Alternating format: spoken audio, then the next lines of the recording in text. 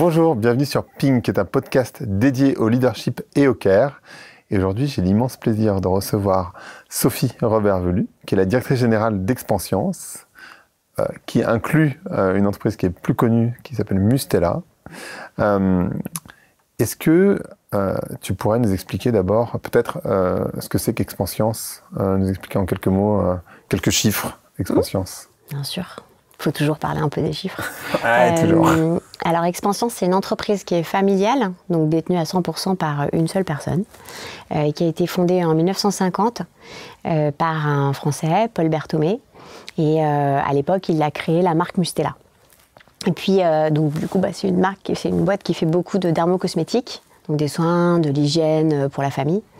Et puis, dans les décennies qui ont suivi, ils ont développé une deuxième activité, un peu par un hasard de l'innovation. Ils ont découvert que certains des ingrédients qu'ils mettaient dans leurs soins avaient des propriétés pour la régénération des tissus donc cutanés et aussi des articulations.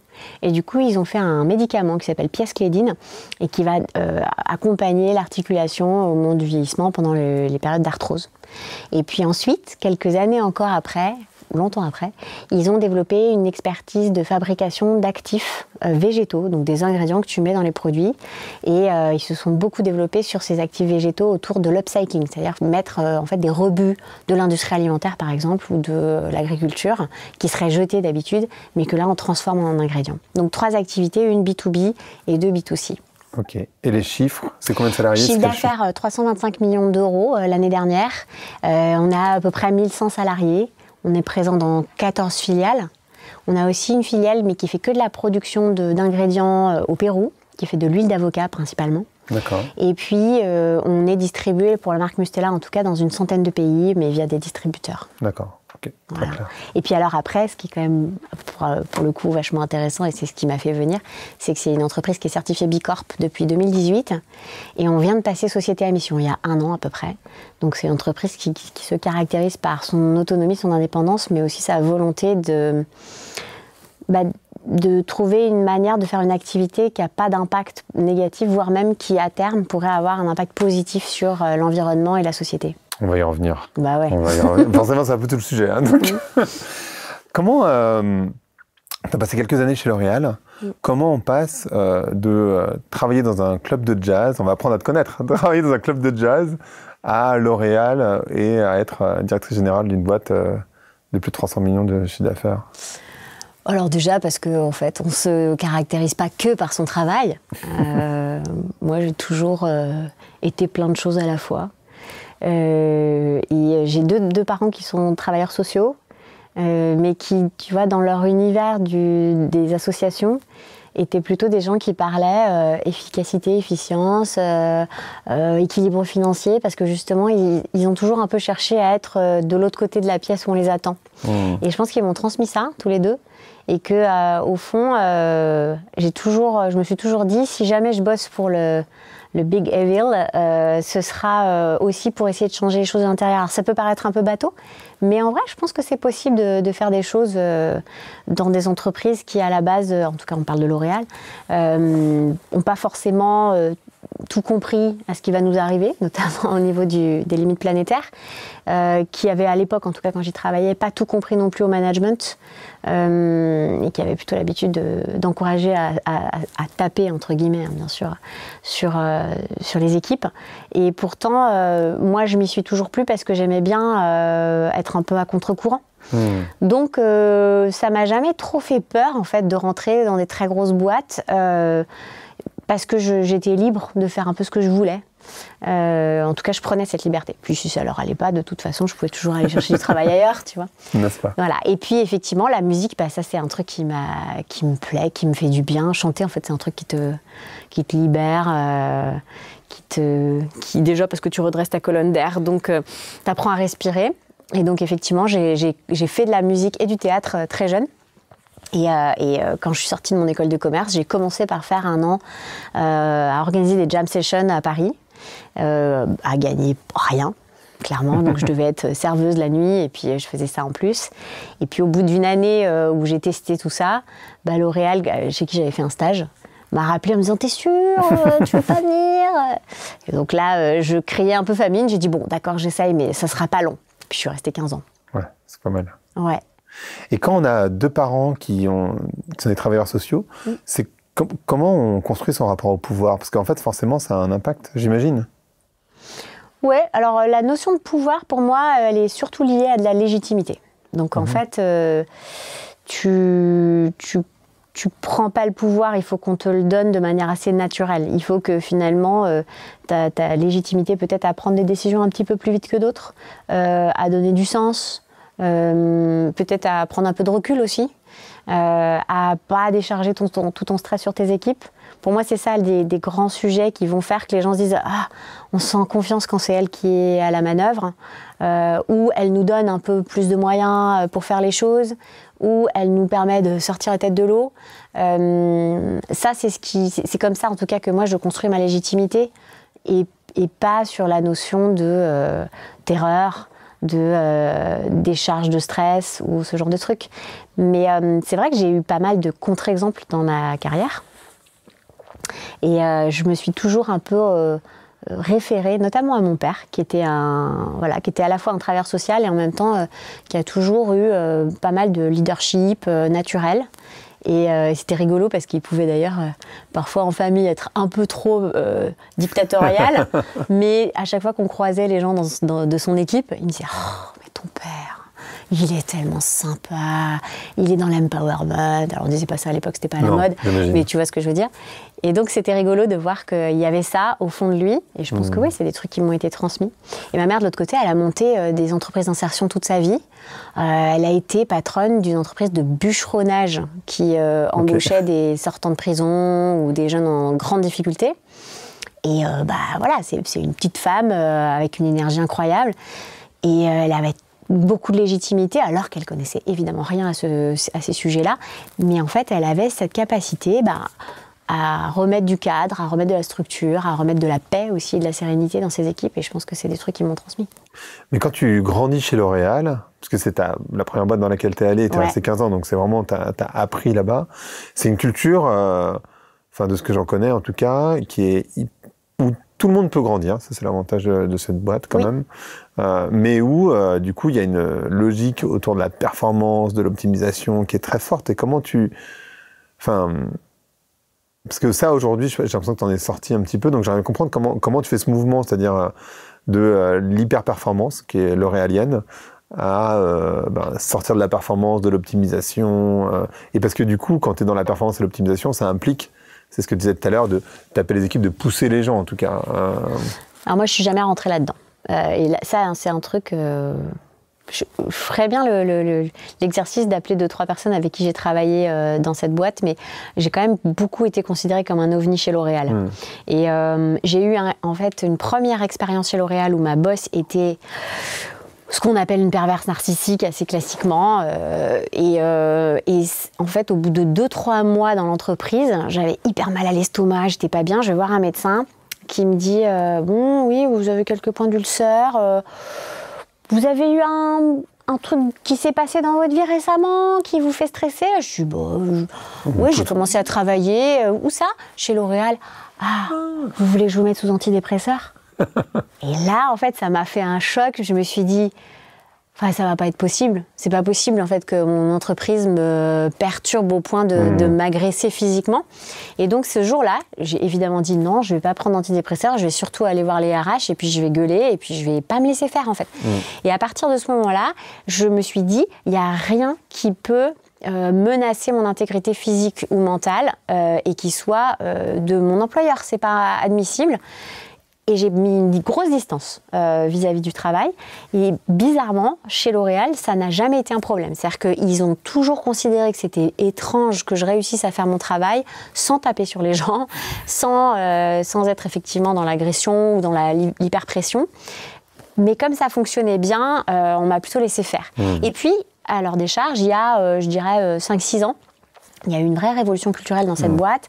Et à l'époque, du coup, on m'a plutôt contacté en me disant alors toi tu as l'air d'avoir compris des trucs sur le modèle managérial, donc est-ce que tu pourrais faire des vidéos pour expliquer comment tu fais? Et je trouvais ça un peu ridicule parce qu'on a tous eu des formations managers dans ce genre de boîte qui étaient très bien faites d'ailleurs, et où on nous apprenait les basiques, et moi j'ai juste appliqué ces basiques de manière assez classique. Et en fait, c'est comme si la culture l'oréalienne, pour le coup, ne me touchait pas. Donc, je suis restée plutôt imperméable à ça. Et quand je suis partie, en fait, c'était pas du tout pour des questions de management ou de me sentir pas dans mon élément, parce que j'arrivais plutôt bien à faire ce que je voulais. Mais c'était plus pour des questions de compatibilité avec les limites planétaires et de business model, en fait. À un moment, quand tu es dans une entreprise qui est dans l'hypercroissance et qui nie un peu finalement le fait que ça suffit pas de baisser tes externalités négatives, qu'à un moment il faut que tu t'adaptes, que tu pivotes, que tu te mettes dans un monde à plus 3 degrés et que tu dises est-ce que ma boîte elle peut encore survivre. Si tu n'es pas capable de faire ça, c'est hyper frustrant. Moi je pouvais plus continuer comme ça parce que j'avais un problème de modèle en fait. Mais pas tellement de management parce que je pense qu'ils étaient en train d'évoluer. Et ce qui est intéressant, c'est que tu arrivais malgré tout à avoir des résultats, parce que j'imagine que tu as grimpé les échelons, c'était resté 15 ans chez L'Oréal, tout en ne poussant pas les équipes. Enfin, bah oui. Tout en poussant pas les équipes. Ouais, non, mais c'est intéressant. Oui, mais c'est intéressant pour tous les gens qui nous écoutent, qui sont dans ces postures de middle management, où ils ont de la pression en bas, ils ont de la pression en haut, et c'est pas facile. Non. Et qui savent pas exactement comment trouver les clés, sachant que les seuls modèles qu'on leur montre, c'est effectivement des modèles où tu pousses les gens à leur performance ultime. Et ce que tu n'as pas fait, et du coup, où tu as quand même eu les résultats. Alors comment tu t'y prends? Ça revient aussi à l'éducation, parce que je me suis bien rendu compte qu'il y avait des gens, par exemple, à qui j'ai bossé pendant plusieurs années, et qui, pendant qu'on travaillait ensemble, s'épanouissaient, se sentaient bien, apprenaient à dire non, à prioriser différemment, etc. Et qui, une fois changeant d'équipe et de manager, se retrouver de nouveau à jouer les esclaves, à intérioriser la domination du chef, à se dire de toute façon je peux pas, je suis obligée de rester jusqu'à 21h tous les soirs sinon je suis mal vue. Et c'est très étonnant de voir comment si tu n'as pas au fond de toi quand même déjà dans l'éducation peut-être de tes parents ou dans ton histoire un peu les pieds bien posés sur terre et l'ego, en fait, le narcisse suffisant pour résister, c'est vrai que c'est super dur. Donc moi, je pense que j'ai aussi eu la chance d'avoir une éducation qui faisait que je ne me suis pas trop posé de questions. Je me suis dit, si eux ne me comprennent pas, je trouverai d'autres entreprises qui me comprendront. Donc c'est vrai qu'il faut quand même être super à l'aise avec soi-même et s'aimer un peu. Toi, tu te fais un podcast sur le care, ça commence par soi. Je pense qu'à un moment, tu ne peux pas laisser les autres te bouffer. Et voilà, et l'intégrité, c'est quelque chose de très important. Au-delà de ça, je pense que c'est mon père un jour qui m'a parlé d'un profil de gens avec qui des fois tu travailles, qui sont des singes pisseurs. Je ne sais pas si tu connais le concept. J'en ai entendu parler. Le singe pisseur, je crois que c'est une espèce de singe, je ne sais pas où, dans le monde, qui, dès qu'il voit un autre singe, pisseur, parce que de toute façon ils sont que entre eux, la première chose qu'il fait, c'est qu'il va lui pisser dessus pour montrer que son territoire c'est là et que c'est lui qui domine. Et donc, quand tu croises un profil singe pisseur, il faut tout de suite montrer les crocs et montrer que tu vas pas te laisser dominer. Et il m'a souvent parlé de ce genre de personnes. Ça pouvait être, comme il était dans des associations, des grosses assos, il pouvait trouver des gens dans l'administration française, chez les politiques, tu vois, qui vont avoir ce côté je domine et je lâche un peu les hormones autour en disant en fait c'est moi qui vais être le chef. Et je pense que là-dessus, moi, il m'a bien appris, même si je suis une femme et que c'est vrai que j'ai été quand même beaucoup dans cette entreprise, il y a beaucoup d'hommes âgés au pouvoir, à toujours me dire montre tout de suite que tu n'es pas une victime, que tu vas pas te laisser faire. Et à partir du moment où tu montres ça, où tu montres aussi que tu t'en fous un peu en fait de ce qu'ils peuvent penser de toi, que tu es libre et que qu'ils soient d'accord ou pas, tu dis ce que tu penses parce que tu penses que c'est la bonne chose à faire pour l'entreprise ou pour le projet, et j'avais plus facilement du respect aussi. La peur, c'est un truc qui nous bouffe, qui nous empêche de prendre les bonnes décisions, qui nous mine de l'intérieur. Donc c'est un truc qu'il faut essayer d'éviter. Et j'essaye, en tout cas avec les équipes, de toujours leur dire « libère-toi de la peur parce qu'elle n'est pas bonne conseillère ». Et alors, tu disais tout à l'heure qu'Expansience, c'est une entreprise à mission. C'est quoi la mission d'Expansience ? Dans une entreprise à mission, tu sais, il y a plusieurs objectifs de mission. Mais la mission globale, ça va être le bien-être. Et on pense que le bien-être des humains est indissociable de celui de notre vaisseau de la planète. Et après, ça se traduit en 4 objectifs de mission. Et il y en a 2 qui sont plus internes, un autour de l'éco-conception de nos produits, éco-socio-conception de nos produits, justement, au service du bien-être. Un deuxième autour du bien-être de nos salariés, parce qu'il faut quand même commencer par ça. Et ensuite, on a 2 missions qui sont plus pour l'externe. Une première qui est la participation et la contribution aux objectifs climatiques et à la protection de la biodiversité. qui sont vraiment les 2 limites planétaires, on va dire, qui nous paraissent les plus prioritaires, même si c'est hyper difficile de devoir choisir, il faudrait toutes les adresser en même temps, et qui sont en plus des limites planétaires qui nous concernent fortement. Nous, on a une dépendance à la biodiversité parce qu'on met que des ingrédients végétaux dans nos produits, qui est juste maximale. Et la deuxième de nos missions vers l'externe, c'est la constitution d'écosystèmes coopératifs pour créer des business models à visée régénérative. Ça peut paraître hyper... Bon, c'est pas des claims, hein, les objectifs de mission, donc c'est toujours un peu long et chiant. Mais c'est cette idée de dire, on n'est pas seul, notre entreprise, elle est ancrée dans quelque chose. Ça peut être un territoire, ça peut être une catégorie, une industrie. On a forcément une chaîne de valeur, en amont, en aval, des clients, des usagers, des fournisseurs. Tous ces gens-là, finalement, c'est notre écosystème. Il faut qu'on travaille en coopération et pas en guerre. Alors que c'est vrai que notre économie, elle s'est beaucoup constituée ces 50 dernières années autour d'un registre de guerre. Donc là, c'est vraiment l'idée de dire, c'est pas nos ennemis, en fait. Ça devrait être nos partenaires et on a beaucoup de choses à gagner ensemble. Et à visée régénérative, c'est qu'on doit transformer notre modèle d'affaires pour qu'il ne fasse pas préjudice au futur.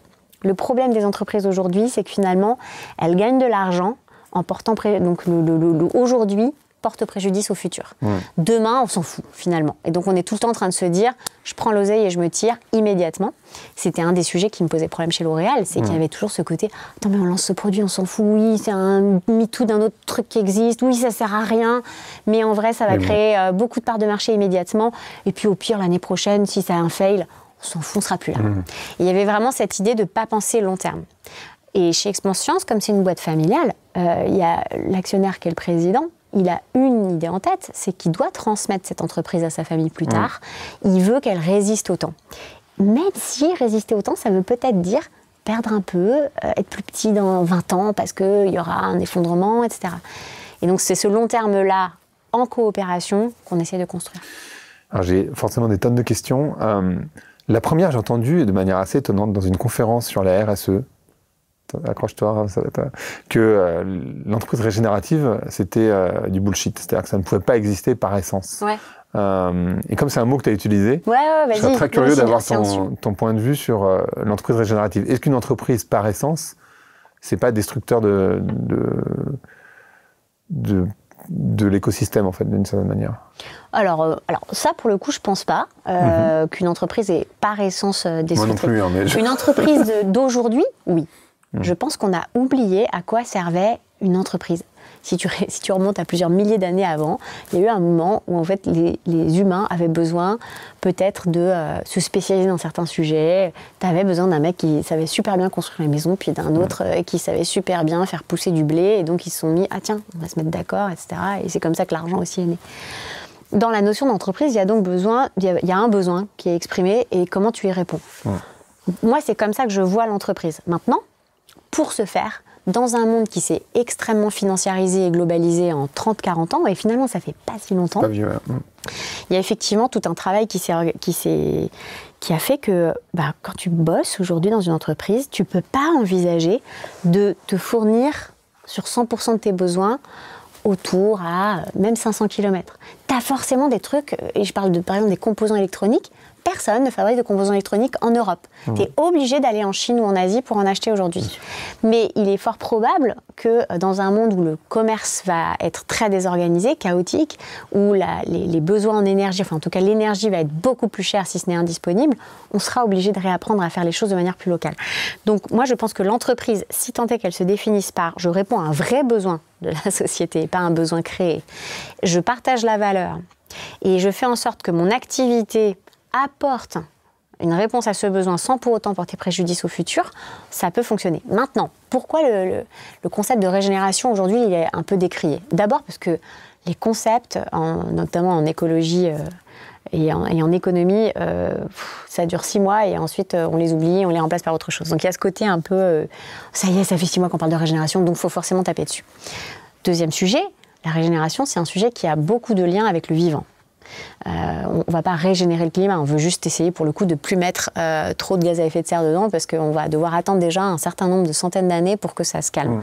Mais sur le vivant, en revanche, il y a une notion de réparation et de régénération qu'il faut permettre. Et pour permettre ça, c'est vrai qu'on ne connaît rien à la biodiversité. On ne sait pas comment le vivant va réagir à nos tentatives de correction, par exemple. Donc en fait, quand on discute un petit peu avec des Manuel Delannoy, des gens qui vont travailler beaucoup sur la biodiversité, ils vont te dire, le principe même de la régénération, c'est de laisser le vivant faire le job. Tranquille. Et donc, nous, en tout cas, quand on parle de visée régénérative, déjà, je n'arrête pas de corriger les journalistes notamment qui me disent « Alors, vous qui êtes une entreprise régénératrice », tu dis « Mais pas du tout. Peut-être dans 15 ans, on aura un net positif sur certains sujets sociaux. Peut-être qu'effectivement, notre activité, elle va réparer certains trucs, mais en aucun cas, aujourd'hui, on l'est. C'est pas parce qu'on a écrit une feuille de route qu'on peut claimer qu'on l'est. Donc là-dessus, je tiens absolument à le redire 1000 fois. Non, mais parce que, on est une entreprise on est une société du média et des petites phrases courtes, et donc c'est un gros risque, et je veux pas qu'on soit traité de greenwashing là-dessus, parce que c'est pas le cas. Donc non, on régénère pas, pour l'instant, on détruit, comme toutes les autres entreprises. Mais en revanche, on se dit que si j'apprends à travailler avec des matières premières qui sont toutes des matières secondaires, par exemple. Si, dans 15 ans, on peut faire des soins super essentiels pour se laver et s'hydrater à minima avec uniquement des déchets que normalement on jetterait, bah là, en fait, tu ne portes plus préjudice. Et si, en plus, on laisse des terres complètement vierges, on laisse le vivant refaire son boulot, se réparer tout seul, bah oui, peut-être qu'on pourra mesurer qu'on a une action régénératrice. Et ensuite, sur la régénération, tu as aussi le social. Les entreprises, c'est vrai, depuis 30 ans, à part l'ESS, cherche pas l'impact positif socialement. Tu as 10%, je crois, seulement des Américains qui ont bénéficié de 85% des fruits de la croissance dans les 10 dernières années. Donc c'est vrai que l'économie aujourd'hui ne cherche pas à faire profiter tout le monde. Et dans nos actions, là, nous, on s'adresse beaucoup aux parents. Ce qu'on essaye d'imaginer, c'est, dans un monde à 3 degrés, à quoi va ressembler l'action de l'État ? Comment les professionnels de santé vont pouvoir agir? Est-ce qu'ils n'auront pas besoin de lieux de ressources? Est-ce qu'on ne peut pas, nous, participer avec d'autres, privés, publics, ONG, à créer des lieux de ressources, par exemple pour accueillir les parents et leur répondre à leurs questions, leur apporter de la sérénité, du service, de l'éducation et de la pédagogie, etc. Donc ça peut être ça aussi la régénération, c'est de te dire il y a un tissu social avec de moins en moins de liens, des gens très isolés, beaucoup de mal-être. On peut tout à fait envisager, malgré le fait qu'on est privé, d'avoir une action positive là-dessus. Donc tu vois, je le prends avec humilité. La régénération, c'est pas facile à obtenir, ce sera sûrement difficile à mesurer, mais c'est une ambition en fait, c'est une direction vers laquelle on doit tendre. Et déjà, vous êtes pas exemplaire, mais en tout cas, vous êtes une des entreprises en France qui a avancé le plus. Tu disais, c'est une entreprise familiale. Est-ce que justement, c'est pas les gens qui sont dans une entreprise avec Action, ils vont dire oui, mais pour eux c'est plus facile parce que c'est une entreprise familiale, donc les décisions se prennent. Nanana. Mais la question que je me pose du coup, c'est est-ce que ça remet pas en cause ce principe d'actionnariat où les actionnaires vont demander des dividendes, des résultats qui vont aller à l'inverse du care, que ce soit social, environnemental. Des humains et de l'écosystème en fait. En fait, tu as deux choses. Il y a où est le pouvoir, où se loge le pouvoir dans une entreprise. Et pour avoir travaillé justement pendant 15 ans dans une entreprise cotée, le pouvoir est extrêmement dilué. Tu ne sais pas finalement qui a le pouvoir. Même le PDG de L'Oréal, finalement, tu le vois bien que parfois il avait cette sensation d'être très seul et lui-même de ne pas pouvoir avoir de pouvoir. Parce que tu as le marché qui domine ça. Et personne ne peut dire « je suis le marché ». Donc c'est ce qu'on imagine que le marché va vouloir, et comme c'est une espèce de divinité, tu vois, intangible, au fond, c'est que du présupposé. Et on a ce côté, j'imagine qu'ils veulent ça. Un peu comme quand tu as le grand chef et tu dis, il va vouloir entendre ça. Je lui dis, mais en fait, ça se trouve pas du tout. Donc il y a déjà cette première prédominance comme ça de l'idée qu'on se fait de ce que veut le marché. Ensuite, tu as, dans une très grosse entreprise, finalement, la masse des salariés. Tu ne bouges pas une entreprise de cette taille-là facilement. Donc, quand bien même le big boss, pourtant, il peut être le plus tyrannique du monde, voudrait un truc, je pense qu'il est assez armless, quoi. Il n'y a pas tellement de pouvoir pour réellement changer les choses. Il a besoin d'énormément de gens autour de lui, il a besoin d'un collectif qui se meut. Donc, finalement, cette taille-là, plus la domination du marché et donc la cotation en bourse, sont effectivement critiquables. Et pose problème quand tu veux changer radicalement ton modèle et t'opposer finalement au modèle acquis depuis 30 ans. de la croissance, de la financiarisation.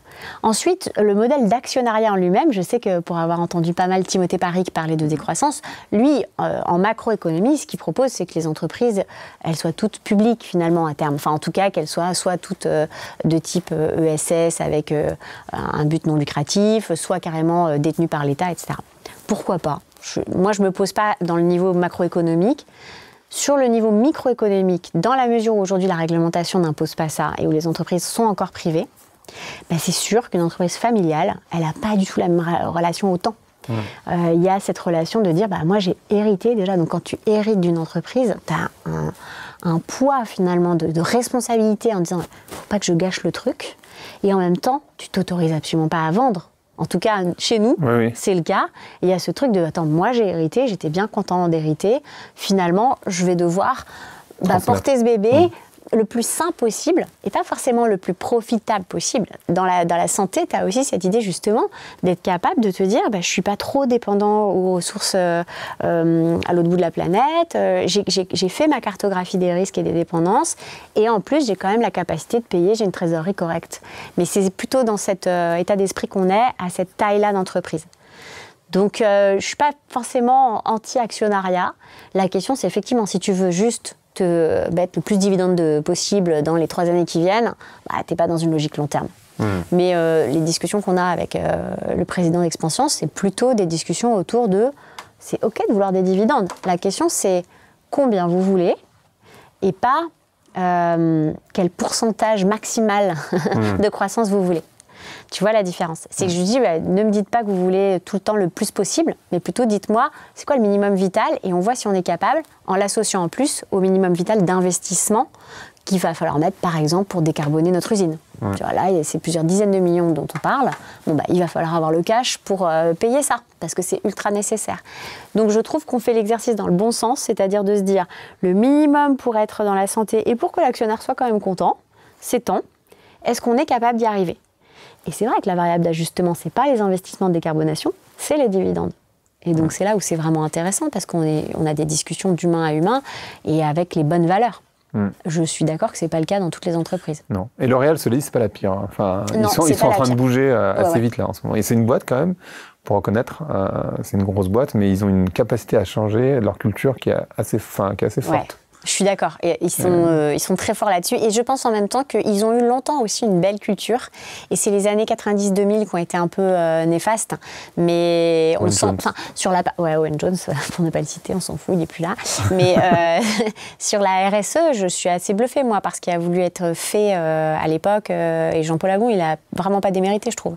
Mais après, c'est ça qui est dur, c'est qu'il racontait que ses enfants étaient dans la permaculture. Ils sont ultra impliqués, ouais. Tu vois, et c'était intéressant de voir qu'un type qui a tout ça dans sa famille, malgré tout, c'est très difficile de changer. C'est un énorme paquebot. Je ne sais pas où il en est, le nouveau CEO, mais effectivement, lui, il était très engagé. Enfin, ses enfants étaient hyper engagés. Donc, Tu parlais de social.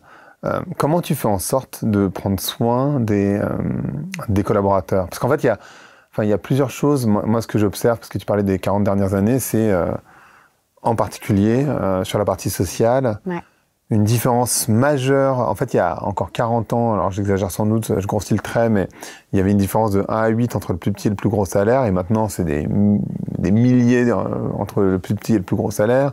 On voit, enfin moi ce que j'observe en tout cas, c'est que et ça, je pense qu'il y a plein de gens qui veulent pas l'accepter, mais la réalité c'est que quand même, les gens qui n'héritent pas justement et qui sortent, même quand tu sors d'école de commerce, mais évidemment encore pire quand tu es caissière, ouvrier, etc.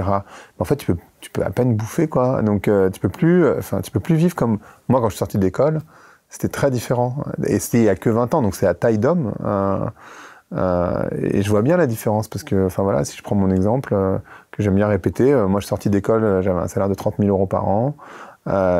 Quelques années plus tard, j'avais 35 000 € par an. J'ai acheté un appartement à Paris, ça me coûtait 3 500 € du mètre.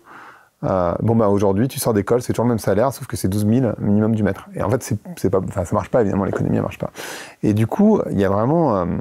moi, ce que j'observe, c'est qu'il y a une scission qui s'est faite avec une énorme partie du capital qui est partie aux gens vraiment les plus riches Et puis les autres qui sont restés en laissé pour compte, quoi. En arrière. Et quand je parle des laissés pour compte, ça va du smicard jusqu'à l'étudiant qui sort de l'école de commerce. Donc c'est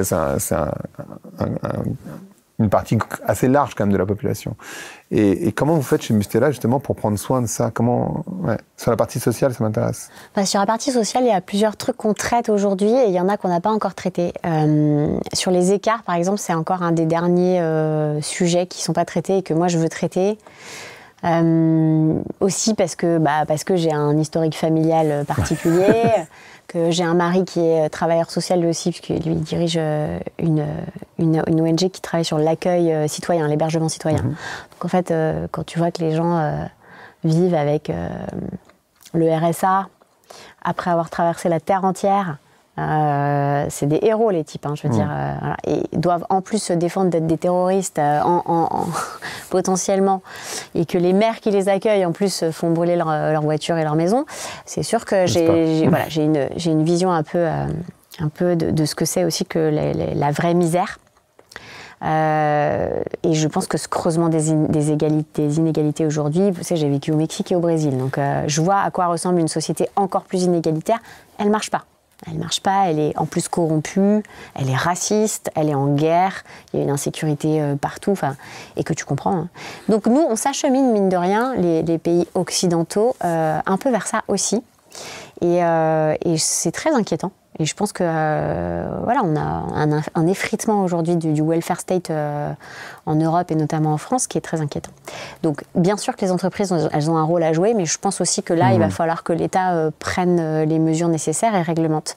Parce que c'est indécent, les écarts salariaux qui existent. Donc et chez Expanscience, on n'a pas des écarts salariaux aussi délirants, mais c'est pas fléché, c'est pas transparent, c'est pas encore... à livre ouvert. Donc il faut le faire. Il faut le faire. Mais pour avoir travaillé dans d'autres entreprises, effectivement, tu vois bien qu'on n'est pas sur des trucs indécents comme ça pouvait être chez L'Oréal. Et encore, L'Oréal, c'est même pas les pires. Non. Je pense que chez Total, ça doit être bien pire. Mais donc voilà, personne n'est payé des millions, il n'y a pas de parachute doré et tout. Pour autant, c'est encore trop. Par exemple, sur les augmentations, je pense qu'il faut absolument que les augmentations, elles touchent principalement les bas salaires. Tu vois, ça me paraît une évidence. Au moment de l'inflation, tu ne peux pas dire on augmente tout le monde au niveau de l'inflation. Il faut évidemment que les très bas salaires soient plus augmentés. Moi, ça ne me touche pas l'inflation. Il faut être honnête, tu vois. Et donc, il faut que aussi les hauts salaires le disent. Parce que c'est l'injustice aussi climatique. C'est de dire, de toute façon, on n'a qu'à taxer un peu plus les avions. Non. Ça suffit pas, les gens ils seront prêts à payer beaucoup plus cher pour continuer à aller en week-end à Bali. Bien sûr. Donc ça c'est un problème. Donc là-dessus on n'est pas encore très bon, en tout cas on n'est pas assez transparent. Le deuxième sujet en revanche qu'on commence à empoigner, c'est que tu peux pas dire que tu soutiens la parentalité et les seniors sans appliquer dans ton entreprise des considérations de ce type-là. Donc là ça y est, on est en train de faire un gros travail sur, et dans tous les pays, parce qu'on est en France, mais aussi dans d'autres pays. Évidemment, en France, tout le monde est bien mieux traité que dans les autres pays. Donc là, on est en train de mettre à plat pour avoir les mêmes conditions partout, et notamment pour soutenir la parentalité avec des congés paternité et maternité beaucoup plus longs que ce que la réglementation de tous ces pays ne donne. Et puis pour donner aussi aux personnes, alors c'est marrant, les seniors, c'est à partir de 45 ans. Donc je ne sais pas quel âge tu as. Moi j'ai 46, donc voilà. Ça y est, t'es un senior. Moi c'est l'an prochain. Donc à partir de 45 ans, c'est de travailler effectivement sur le confort au travail, sur des aménagements aussi pour les articulations, le bien-être, le dos. C'est travailler aussi sur comment tu t'améliores les niveaux de formation, qu'on se dise pas, à partir de 55 ans, une personne n'est plus employable. Enfin, t'as quand même pas mal de sujets. On a beaucoup parlé de ça sur la période des retraites. Et les gens disaient, oui, de toute façon, vous êtes mignons, vous voulez pousser jusqu'à 64 ans. Mais tout le monde se barre, toutes les entreprises veulent foutre les plus de 58 ans dehors. Donc, il y a quand même un sujet. Donc voilà, nous, on adresse déjà ces deux populations-là parce qu'on a une mission autour du bien-être et on a ces deux cibles qui sont particulièrement importantes pour nous. Mais je pense que sur les écarts salariaux, il y a encore un travail à faire. Et sur la partie bien-être, comment vous faites en sorte d'éviter les burn-out, les burn-out, enfin tout le fait que les gens vont pas très bien psychologiquement, quoi, tout simplement. Alors le burn-out, je pense que ça on le gère bien parce que le burn-out c'est quand même souvent l'absence de sens. Oui. Le burn-out aussi en général. Pas que, parce que nous, on a des gens qui explosent en vol Alors, bon, après le burn-out, c'est le mot à la mode, mais j'ai des gens qui ont des problèmes de charge énormes. Parce que ce que je vois finalement, c'est que quand tu mets du sens dans une entreprise, quand tu commences à leur dire les limites planétaires, le climat, on a fait la fresque du climat à nos 1100 salariés l'année dernière, y compris les opérateurs à l'usine, etc. Bon, ça met tout le monde en colère hein, sur le coup, parce qu'en fait, c'est... Quand tu découvres réellement l'urgence, tu flippes et donc tu as envie de mordre. Il y a eu des super débats. Pas toujours. Hein. Moi, je connais des boîtes, c'est obligatoire et en fait, ça fait bouger personne. Donc, ok. Bon, faut pas le dire en tout cas. Ce qui était intéressant, c'était qu'on faisait la fresque et on enchaînait derrière avec quel était notre plan d'action, notre feuille de route. Et puis ensuite, il y a eu un deuxième truc qui s'est fait qui était assez intéressant. Quelques mois plus tard, pour laisser le temps de digérer aux gens, c'était l'appropriation du guide, de la feuille de route en disant, toi, Grégory, qu'as-tu compris de ce que tu devais faire au quotidien pour construire ce projet? Et c'est vraiment important de se l'approprier en se disant pas c'est les gens du marketing qui vont faire une offre solide ou c'est les gars de la supply qui vont arrêter l'aérien.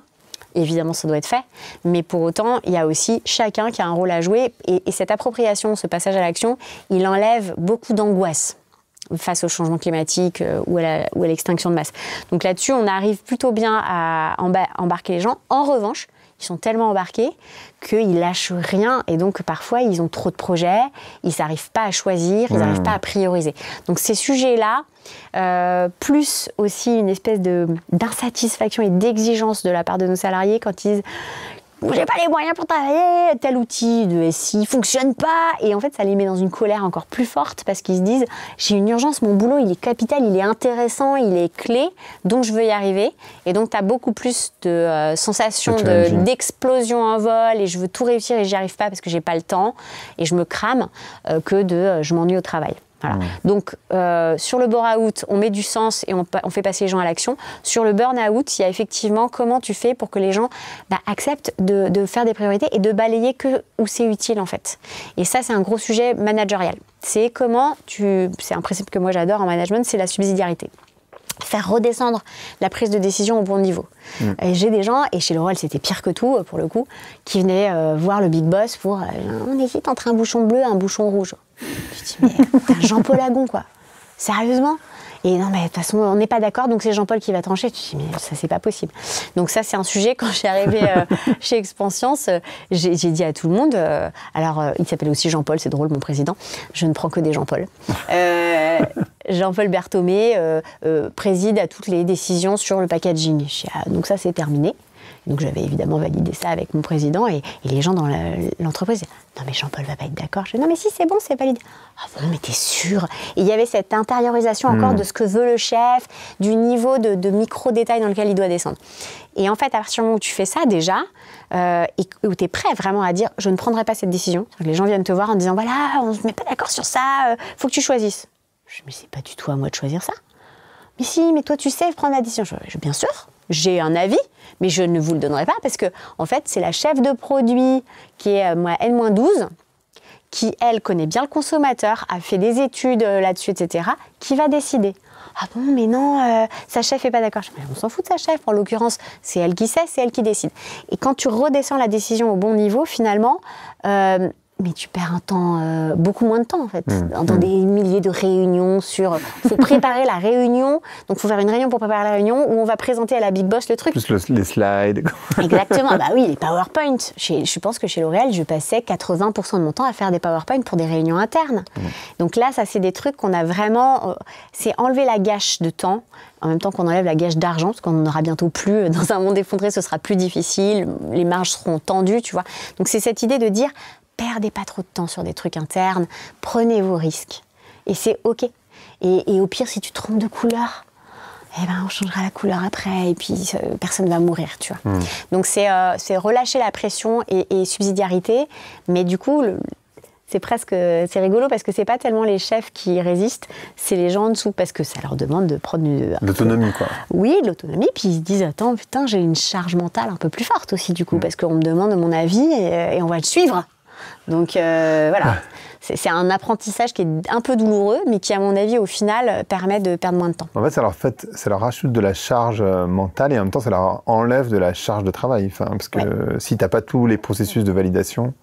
Ah oui. C'est hyper lourd, en fait. Toutes les tâches chiantes qui sont justement de préparer des trucs comme ça, avec des tableaux de chiffres dans tous les sens, on essaye de les enlever et on garde l'intérêt qui est effectivement, prends ton destin en main, prendre une décision. Donc c'est dur et en même temps, je pense que c'est quelque chose, pour le coup, que j'ai appris chez L'Oréal. Ce côté, faut toujours avoir une reco, faut se voir déjà à la place du chef. Sauf que c'était jamais toi qui décidais, mais tu avais un avis. On te le demandait pas, c'était le seul problème. Il y a une grosse remarque en général quand on parle de régénératif ou d'entreprise à mission, enfin régénérative, donc en tout cas à visée régénérative, voilà. J'ai entendu. C'est, oui, mais la concurrence, eux, ils sont pas dans cette logique. Et donc, du coup, on va se faire tailler des croupières. Et en fait, si finalement, les concurrents qui sont pas dans cette logique, eux, ils prennent toutes les parts de marché parce que nous, on aura voulu être dans une forme de décroissance, du coup, ça sert à rien parce qu'on n'existera plus. Comment tu réagis à ça? Je ne sais pas s'il y a des salariés qui te le disent ou des amis avec qui tu as des discussions. Oui, le dilemme du prisonnier, c'est un truc qui ressort beaucoup, notamment sur le changement climatique aussi. Tu sais, quand on dit, nous, par rapport aux Chinois, ça va. Ça. Donc, du coup, on continue à mettre notre culotte sur notre tête parce qu'eux, ils mettent une culotte plus grosse, tu vois. Et c'est là où c'est couillon. Donc, non, la réponse qu'on fait souvent dans ces cas-là, c'est d'accepter d'avoir un rôle de locomotive, en fait. Alors ça peut manquer d'humilité, mais c'est pas grave. Je pense qu'à un moment, faut se dire, ok, on est petit, mais justement, on fait pas trop peur. Du coup, on peut avoir une capacité d'entraînement intéressante. Je donne un exemple tout bête, mais on a lancé le vrac en pharmacie en 2020. Toute petite machine, très jolie, invisible dans un point de vente, parce que les pharmacies, c'est un peu le bordel, tu vois, c'est mal rangé, tout ça. C'est pas des grands marques. Et donc, les points de vente avec une machine de vrac où l'équipe officinale était hyper motivée parce qu'un pharmacien très écolo qui faisait déjà du solide ou quoi, là, ça marche bien. Puis dans les pharmacies à très fort trafic ou en plus en plein Covid, j'avais autre chose à foutre, j'avoue, que de conseiller du vrac, ça marchait pas. Et donc, le point, ça a été de se dire, finalement, il faudrait qu'on teste avec plusieurs marques. Qu'on occupe un espace de la pharmacie suffisamment grand pour être vraiment visible, puis pour que le pharmacien se dise j'ai intérêt à faire marcher ce truc-là parce que sinon j'ai quand même une zone morte qui est énorme dans ma pharmacie. Donc on est allé voir nos concurrents. Et tu vois, l'idée, ça a été de dire en fait, on a une expertise sur le vrac, on sait ce qu'il ne faut pas faire, on valorise aussi les échecs dans notre entreprise. C'est-à-dire, en fait, quand tu fais un échec, c'est une vraie victoire, parce que c'est un truc, une porte que tu peux fermer. Exactement. Donc, ça a été aussi ce truc de dire, on vous met à plat tous nos apprentissages. Free, gratos. On vous donne toutes nos clés. On a fait des analyses de cycle de vie dans tous les sens. On a fait des tests bactériologiques avec 5 machines à laver différentes pour voir si, quand tu laves ta bouteille dans une machine à laver en cycle court, en cycle long et tout, est-ce que c'est bon? Tout ça, c'était du temps, c'était des investissements. Donc on les a appelés, on leur a dit voilà, nous, on vous donne tout ça. On vous propose de venir avec nous. On s'accorde quand même pour qu'il n'y ait pas de produits radicalement concurrents. Donc voilà, moi je mets un soin, toi tu mets un gel douche, peu importe. Et on y va et on occupe 20 mètres carrés d'une pharmacie. Et donc tu as 20 offres de 5 marques différentes. Et ce qui était intéressant, c'est qu'en fait, je pensais que ça allait être un peu dur. Mais les 5 ils ont dit oui, sans problème. Et on arrive à travailler très très sereinement sur ces sujets-là. Parce qu'ils se disent finalement, le sens est le bon. De l'attitude qu'ils ont eue, qui est vraiment d'ouvrir les livres, d'être dans la pleine coopération, nous convainc. Et puis, ils sont un peu petits, donc finalement, c'est pas l'ennemi, le plus gros ennemi qu'on a. Tu vois, on a plein d'autres ennemis bien plus gros. Et du coup, on a pu dealer des trucs coopératifs. Donc pour moi, le dilemme du prisonnier, il faut qu'on le combatte en étant dans l'exemplarité et dans l'ouverture.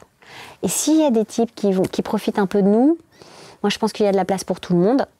Sur ces sujets de modèles économiques éco-compatibles, on va dire, ou compatibles avec les limites planétaires, il faut vraiment qu'on soit très nombreux. Ça ne peut pas être un point de compétitivité, tu vois. Ça ne peut pas être un point de différenciation. Je ne veux pas être la seule à faire ça. Sinon, de toute façon, on va tous... Non, quand il n'y aura plus de clients, on ne pourra plus vendre. Oui, c'est ça. J'ai gagné toutes les barres de marché, mais il n'y a plus personne qui a d'argent. Tu vois. Donc, je pense que là, le point, c'est vraiment de passer à côté. Et il y a plein de difficultés où les gens disaient si, je me dis attends, fais comme si ça n'existe pas, vas-y, on passe à côté, on fait le tour. Un peu comme l'eau, tu sais, qui trouve toujours le chemin le plus facile.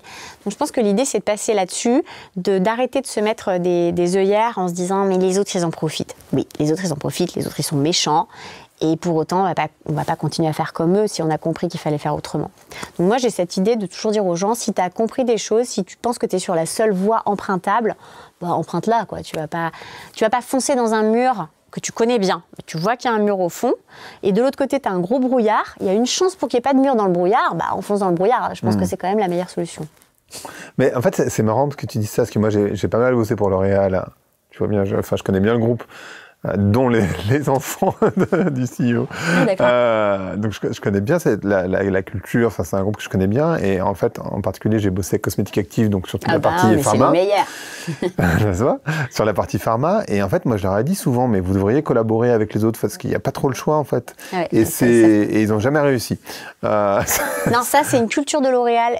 Quand j'ai quitté L'Oréal, je vais te dire un truc, j'ai jamais regretté parce que j'étais prête. Et le plus grand bénéfice que j'ai tiré de ce départ, c'est l'ouverture au reste du monde. Parce que vraiment, je me rendais compte que notre monde, c'était le monde l'oréalien. On avait un monde très grand en revanche, hein, plein de marques, plein de gens. Donc tu peux te bercer dans cette illusion que finalement le monde c'est nous. Et encore, ils ont du mal à collaborer entre marques de groupe. Oui, mais quand même, il y a des silos, mais comme dans toutes les grosses entreprises. Mais je trouve qu'il y avait cette idée de, si ça marche pas là, je vais aller dans une autre marque. Mais finalement, on regardait pas du tout ce qui se passait autour. Et les coopérations avec les tiers de confiance, les associations, avaient mis vachement de temps à se débloquer. Ça a fini quand même par se débloquer, mais grâce à Elisabeth Laville, d'ailleurs, d'Utopie, qui les a vachement aidés là-dessus. Et en revanche, sur cette idée d'aller voir d'autres entreprises, c'est un truc culturel, un vrai blocage. Quand je suis arrivée chez Expanscience, mais laisse tomber, c'était le monde des bisounours pour ça. C'est-à-dire que tes bicorps, déjà tu vois toutes les autres bicorps, tu les appelles, vous êtes potos, tiens j'ai une idée, qu'est-ce que tu en penses? Et puis avec la CEC, donc la Convention des entreprises pour le climat, dans laquelle on est rentré en 2021, là pareil, tu te rends compte que c'est quoi un écosystème finalement? C'est tes fournisseurs, mais c'est aussi les mecs qui sont à 50 km de chez toi, qui font une activité qui n'a rien à voir avec la tienne, mais tiens, ils ont besoin de tes déchets pour tel truc. Et donc cette ouverture aux autres, elle nous permet d'imaginer beaucoup de solutions, d'être très créatifs, et c'est ça qui moi me plaît énormément. Parce qu'on ne peut pas vivre isolé et enfermé. Et j'allais dire justement, est-ce qu'il y a une autre voie dans un monde, vu le contexte qu'on a, c'est-à-dire une urgence extrêmement forte, liée à l'extinction du vivant, le mot il est peut-être un peu fort, mais en fait, c'est quand même la réalité de ce qu'on est en train de vivre, plus un contexte où on est parti dans dans un monde hyper capitalistique finalement. Est-ce que la seule voie, c'est pas justement de collaborer pour se mettre... Parce qu'en fait, c'est vrai que sinon, tu restes bloqué, en fait. Tu te dis, oui, mais les concurrents, nanana. Après, tu peux toujours parler des concurrents à l'international, mais au moins collaborer avec des boîtes... Mais c'est marrant, parce que moi, dans ma tête, tu disais, on est petit, donc on peut être locomotive. Moi, dans ma tête, je me disais, en fait, il faut être gros pour être une locomotive. C'est marrant, j'avais l'association inverse, justement. En disant, mais regardez, je sais pas, L'Oréal, le LVMH, peu importe qui, vous avez la taille suffisante pour faire bouger le marché, en fait. Oui, tu as des notions de taille critique qui peuvent aider. Et déjà, en t'associant à plusieurs petits, tu peux atteindre des tailles critiques qui sont non négligeables.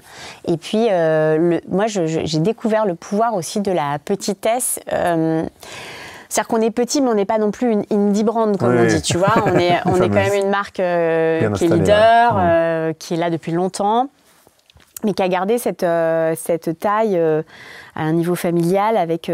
On est quand même capable de bouger beaucoup plus vite que les autres. Donc cette agilité, encore un mot à la mode, mais voilà, cette capacité, cette rapidité d'action, je pense qu'elle est emballante. Et moi, j'avoue que j'ai tendance à dire oui assez vite quand il y a un bon projet. Il faut être capable de les arrêter quand ils ne marchent pas, en revanche. Mais c'est de dire, mais attends, mais expérimente, tente. Et chez L'Oréal ou chez les très gros, t'as tout le temps des jeux politiques qui font qu'on n'ose pas. On se dit, ah non, mais si ça marche pas, je vais me faire taper dessus, etc. Et là, je trouve qu'on a ce truc de dire, mais attends, mais c'est très bien si ça marche pas. On ferme et puis on dit, ok, on tire un trait là-dessus. Donc, notre petitesse nous permet d'essayer des choses. Et quand tu essayes des choses, forcément, les autres s'intéressent à toi en disant, mais attends, mais comment vous avez fait? Juste, on a essayé. Et pour les 20 fois où on s'est planté, il y a eu une où ça a marché. Suivez-nous. Voilà. Donc, c'est une association de conjonction qui fait que je pense que oui, on peut entraîner les autres dans le bon mouvement. Voilà. Et aussi à l'international? À l'international, on est encore tout petit, mais je te donne un exemple tout bête. Au Brésil, par exemple, il y a quelques années, le patron de la filiale, le patron commercial de la filiale s'était dit finalement, c'est rigolo parce que moi j'ai bossé chez La Roche-Posay au Brésil pendant longtemps. Et on était la marque leader de dermocosmétiques adultes. Et donc, il y a un type qui a observé ça et qui s'est dit, mais c'est hyper intéressant, on devrait faire la même chose pour les bébés. Et j'avais été choquée d'ailleurs au Brésil à l'époque parce que les femmes brésiliennes de la très haute société, à qui on vendait nos produits La Roche-Posay très cher, disaient, alors moi j'achète ça pour moi, mais j'achète pas pour mon bébé parce que c'est quand même un peu donner de la confiture à des cochons. Donc très différent de ce que tu as en Europe, où en Europe tu mets le meilleur pour ton bébé, etc. Donc ça a un peu bougé justement entre-temps au Brésil, et le type s'est dit, on va faire exactement la même idée, et donc il est allé voir un distributeur et il a dit, on va faire le La Roche-Posay du bébé. Et il m'a raconté ça quand je suis rentrée chez Expanscience. Moi, j'ai pris l'exemple de La Roche-Posay, j'ai dit la dermocosmétique, mais pour les bébés. On a eu l'idée, on leur a proposé, les mecs ont trouvé ça pas con. Ils nous ont mis capitaine de catégorie. Justement parce qu'on était petits, parce qu'on était français, qu'on était quand même une marque leader en France. Donc tu vois, c'est possible aussi, parce que tu es créatif, tu proposes des choses un peu out of the box, finalement, de prendre une forme de leadership. Donc non, je pense que c'est envisageable.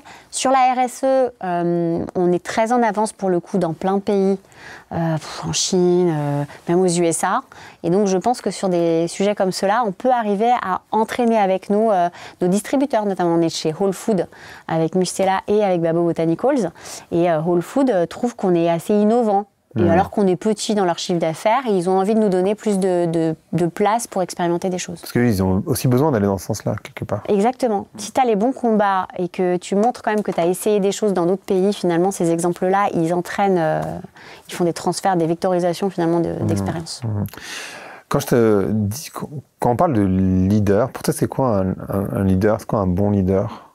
Ce sont deux questions différentes d'ailleurs. Alors, c'est quoi un leader et c'est quoi un bon leader? Tu peux faire une seule réponse. Ouais. Hein. Je pense qu'un bon leader, c'est quelqu'un qui sait remettre à la bonne place le débat et les prises de décision, en fait. Être capable de dire, est-ce que c'est vraiment sur ça qu'on doit passer du temps? Est-ce que vraiment la décision que vous me demandez de faire, c'est la bonne? Est-ce que c'est vraiment à moi de la prendre? Donc, tu vois, c'est cette remise en question parfois pour éviter la perte de temps, la gâche, et s'assurer qu'on reste bien sur notre cap. Moi, peut-être parce que au fond, je suis une flemmarde, je sais pas, mais j'ai ce truc de me dire finalement, il faut pas qu'on perde de temps à des trucs qui servent à rien. Tu vois, la vie, elle est courte. Moi, j'aime bien avoir du temps pour faire autre chose que de travailler, parce que ça m'inspire, parce que ça me régénère. Et je voudrais que dans mes équipes, ce soit la même chose. Donc, un de mes gros boulots, en tout cas, et je pense que j'attends ça d'un bon leader, c'est d'être capable de temps en temps de dire « Mais balayer où c'est utile ?» Est-ce que vous êtes sûr, là, que vous avez besoin de passer autant de temps sur ces sujets-là? Donc, tu vois, remettre un tout petit peu, réactualiser le modèle en disant « Attendez, perdez pas le cap ». Donc ça, c'est important. Et ensuite, ce que j'attends aussi d'un bon leader, c'est d'avoir cette capacité à nous faire nous projeter dans le futur, à travers un peu de prospective, nous faire rêver et nous parler d'un récit différent que le récit catastrophiste d'un futur Mad Max, ou bien de nous parler tout le temps du passé. Moi, j'ai besoin au contraire, que les équipes se projettent en se disant « Tiens, et si ?» plutôt que « Comment on va faire ?» C'est « Et si on faisait ça, qu'est-ce que ça ferait de bien? Tiens, on pourrait essayer. » Donc, il y a de l'inspiration, il y a de la priorisation, ou en tout cas, garder le cap. Et puis, toujours encore subsidiarité. Vraiment, redescendre et dire vas-y, fais-le toi. Je suis sûre que tu es capable de prendre cette décision à ma place. Et aussi dans le sens bottom-up, c'est-à-dire comment tu fais remonter l'information, c'est-à-dire des gens du terrain qui vont te proposer des idées. Ah ouais. Ça, vous le faites aussi, ouais. Ouais, bien sûr, mais ça, c'est dur, hein, parce qu'en fait, justement, quand tu as un culte de la personnalité ou un management un peu par la terreur ou par le flicage, ça enlève de l'autonomie aux équipes. En général, ils disent « Attends, moi, si c'est pour me faire taper dessus, je propose rien. » Donc, tu as ce risque-là. Et puis ensuite, il y a des choses qui sont tues. Mais ça, on en a encore des fois dans l'entreprise. Tu découvres tous les jours soit des injonctions contradictoires qui font râler tout le monde et tu n'es même pas au courant. Et ça, pour le coup, ça fait chier parce que tu te dis, putain, on est là à donner du cap, du sens et tout. Et puis en fait, effectivement, on décide d'arrêter les lingettes en 2027. Donc forcément, on a augmenté les prix, on a arrêté la promo. Donc ça se casse la gueule. Mais on avait oublié d'enlever la prime sur la vente des lingettes auprès des commerciaux, tu vois. Donc le jour où on l'a su, on se dit, bah, évidemment, bien sûr, merci, mais vous auriez dû nous le dire plus tôt. Donc évidemment que faire remonter l'information, c'est clé, parce qu'un leader, il ne peut pas tout savoir, et c'est normal. Donc faire remonter les idées, les forces vives, et aussi les contradictions, les points de friction, les trucs qui t'irritent au quotidien, quoi. Et j'ai utilisé le mot de décroissance. Toi, c'est quoi ta position en étant directrice générale d'une boîte autour de ce sujet de la décroissance? Moi, je trouve que ça ne doit pas être un mot tabou. Dans la mesure où tu acceptes qu'il y a des limites planétaires, que les ressources ne sont plus infinies, et qu'en plus elles vont avoir tendance à devenir beaucoup plus chères, je ne vois pas comment tu peux demander toujours plus. Donc je ne crois pas dans la croissance infinie, ça c'est très clair. Et c'est pour ça que je te parlais de notre capacité aujourd'hui justement à donner un cap budgétaire qui ne soit pas basé sur chaque année on veut plus X%, mais plutôt l'an prochain, les 3 prochaines années, on va devoir débourser tant de millions pour changer la chaudière et baisser de 66% nos gaz à effet de serre. Donc, on a refait les calculs, il faudrait qu'on arrive à dégager tant de RCAI. Est-ce qu'on est cap ou pas? Tu vois, on essaie de le travailler comme ça. Parce que cette logique de la croissance, ça doit être le but ultime, bah en fait, c'est une grosse connerie. C'est le principal facteur qui nous a fait accélérer aujourd'hui notre empreinte planétaire et le franchissement des limites. Donc, il faut absolument arrêter complètement de vouloir faire de la croissance pour faire de la croissance et de définir le succès de notre entreprise par la croissance. La définition du succès d'une entreprise, ça doit être autre chose. Nous, c'est nos objectifs de mission. Et en revanche, la finance, la profitabilité, la santé, de la trésorerie, ce sont des outils qui te permettent d'arriver à tes fins. Mais il faut bien les remettre à leur place. La finance n'est pas le but ultime d'une entreprise. Elle est un outil au service d'autre chose. Donc ça, là-dessus, on a quand même bien clarifié les choses. Ça y est, on a arrêté de parler, de donner des pourcentages des objectifs de pourcentage de croissance. Cette année, ça a été le premier budget où on a juste dit, déjà, on a dit combien vous êtes capable de faire en valeur absolue. On a interdit de croître plus en volume qu'en valeur. C'est un peu technique, hein, mais... Enfin, voilà. Et on est hyper content de ça. Alors, il y a des pays où il y a encore une croissance volumique, mais elle doit être plus faible que la croissance en valeur. Et il y a des pays où carrément, il n'y a pas de croissance, voire même il y a de la décroissance volumique. Et on leur a validé le budget en disant... Bien joué. Tu vois? Non, mais c'est intéressant parce qu'en fait, les gens au début sont un peu c'est mal, je vais pas croître cette année. Tu dis, mais non, c'est très bien. C'est au niveau de ce qu'on attendait de ton pays, qui est très mature, où il n'y a plus de bébés. Enfin, en plus, il n'y a plus de bébés. Enfin, la natalité chute. Et on est en train de dire qu'il y a des limites planétaires. À un moment, tu peux pas dire aux gens ça et en même temps leur dire, et donc, il faut faire plus 15 l'an prochain. Oui, ça n'a pas de sens. Donc ça, je pense que ces injonctions contradictoires, on commence à s'en débarrasser. En revanche, ce qui est très dur, c'est qu'aujourd'hui, il n'y a plus de microéconomistes qui travaillent sur le sujet de comment tu monitores une entreprise en décroissance. Comment tu fais pour maintenir une masse salariale correcte, surtout dans un monde en hyperinflation, comment on va faire comment tu vas faire pour faire un minimum... Alors, nous, on a aussi changé la notion d'innovation dans l'entreprise. On est en train d'essayer de tuer la fonction marketing telle qu'elle a été toujours décrite. Et les équipes marketing elles-mêmes travaillent à un nouveau nom, une nouvelle définition de leur fonction pour ne plus créer de besoins inutiles. Et donc l'idée, c'est de se dire, finalement, on est la direction de l'utilité ou de la sobriété. Bon, elles sont en train de bosser dessus, c'est quasiment que des filles, évidemment. Mais elles ont ce feeling de se dire, les mots sont importants, la définition de notre job est importante, on doit redéfinir ça. Donc dans ce contexte-là, l'innovation pour l'innovation ne nous intéresse pas non plus. Pour autant, quand tu veux faire du solide, acceptable dès la naissance, sans irriter la peau, gna gna gna, bon, bah, c'est de l'innovation en fait, c'est hyper dur à faire. Quand tu veux faire des produits qui n'ont plus d'eau ou très peu d'eau et qui n'utilisent plus de plastique, bah, c'est hyper dur, il n'y a pas aujourd'hui de matière réellement pour se substituer à ça, et le verre c'est très lourd, donc en termes de carbone c'est pas bon. Donc là encore, innovation. Donc on a des sujets sur lesquels on sait qu'on doit innover, et donc il va falloir financer cette innovation. Et ce qui nous manque aujourd'hui, c'est justement des économistes qui vraiment s'intéressent à ça et qui te disent comment t'opères un PNL non croissant ou décroissant sur 10 ans. Tu vois, bon, bah là c'est un sacré brouillard. Donc là encore, je contourne comme l'eau. Donc j'ai dit, de toute façon, l'idée maintenant, c'est déjà de changer le processus budgétaire, de le construire selon nos besoins. Et le jour où on se rendra compte qu'on n'a pas des besoins phénoménaux et qu'on peut être flat, par exemple, on dira au pays, l'an prochain, on vous demande de faire un budget à l'identique. Et on espère que d'ici, je crois qu'on s'est fait des projections sur les 6 prochaines années où en gros, on est à peu près flat, à quelques millions près, quoi. Ok, parfait. Génial, merci. Enfin, c'est pas comme si c'était fait, hein. Non, mais c'est une belle projection. En tout cas, enfin, je vois pas comment ça peut. En fait, le truc, c'est que je vois pas comment ça peut être autrement. C'est surtout ça. C'est ça. Donc, mais c'est bien de le réaliser et de montrer l'exemple. Je sais pas montrer l'exemple, mais ouais, quelque part montrer l'exemple à d'autres entreprises. Tu vois, et même avec ce podcast, c'est ce qu'on fait quelque part. C'est une preuve de concept. Exactement. Merci beaucoup, Sophie. Merci c'était super. À toi. À plus. Merci beaucoup d'avoir écouté Ping. J'espère que ça vous a plu. Si vous voulez écouter les autres épisodes, rendez-vous sur les plateformes de podcast, sur YouTube. Et moi, je vous dis à un prochain épisode. Merci.